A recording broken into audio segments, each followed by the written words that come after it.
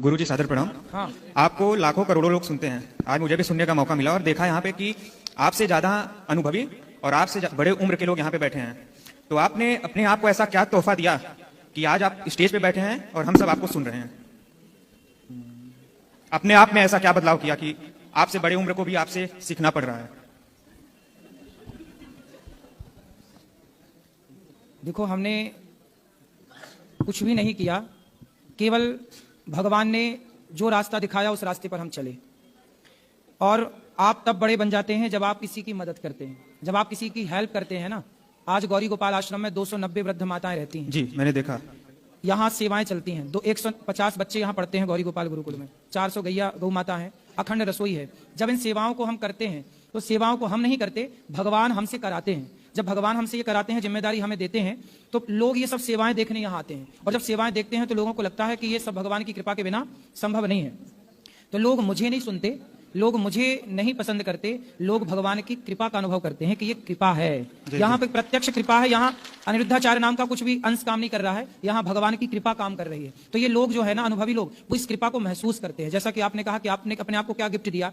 मैं कौन होता हूँ अपने आप को गिफ्ट देने वाला? मैं तो गांव में भीख मांगता था घर घर जाकर। मैं तो गांव में गैया चराता था अपनी। मैं कभी नहीं सोचा था कि भगवान इस शरीर से ये सारी सेवा करवाएंगे। उन्होंने करवाया तो हो रही है, वरना ये किसी व्यक्ति के बस का नहीं है। आप सोचो कि गौरी गोपाल में जितनी सेवाएं चल रही हैं, ये किसी व्यक्ति के बस की हैं? नहीं। भगवान हम सबको करा। जैसे हनुमान जी लंका गए, तो लंका गए तो समुद्र को छलांग लगा के चले गए। प्रभु मुद्रिका मेली मुख माही, जलत ही लांग गए अचरज नहीं। तो क्या ये हनुमान जी का बल था? ये शक्ति हनुमान जी की नहीं थी। ये भगवान ने हनुमान जी को शक्ति अपनी दी कि लंका जाओ। अंगद जी गए, पांव जमा दिया लंका में, कोई हिलाने वाला नहीं मिला। ये अंगद की ताकत थी क्या? अंगद की क्या ताकत थी? भगवान ने शक्ति दी। यदि ये दास अनिरुद्ध कुछ कर रहा है, आप कुछ कर रहे हैं, तो ये आपकी शक्ति नहीं है। भगवान आपको किसी विशेष कार्य के लिए अपनी शक्ति दे देते हैं। समय समय पर भगवान अपना अंश, अपना सब कुछ देते हैं। और करने वाले वही है। करते हो तुम कन्हैया, मेरा नाम हो रहा है, बस इतनी सी बात। अच्छा, आप जब धर्म पे बात करते हैं तो बहुत सारे ऐसे विचार होते हैं, ऐसे मैसेजेस होते हैं जो समाज के हर वर्ग और हर धर्म को उसे अपनाना चाहिए, स्वीकार करना चाहिए।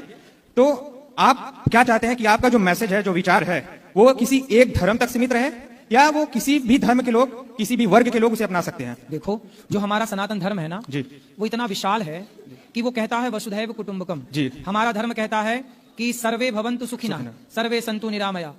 हम ये नहीं कहते कि मैं सुखी रहूं या आप सुखी रहे, हम कहते हैं सर्वे भवन्तु। America, London, Japan, Paris, Hindu, Muslim, ईसाई, यहूदी, पारसी, सारे लोग सुखी रहे। हम लोग कहते हैं विश्व का कल्याण हो। हम सनातनी इसलिए तो विश्व गुरु रहा है, हम सबका भला सोचते हैं, अपना भला नहीं सोचते। हम तो अपनी रोटियां भी, राजा रंती देव ने अपनी रोटियां खिसका दी एक भूखे को, चांडाल को, भैया तू खा ले, मैं भले नहीं खाया,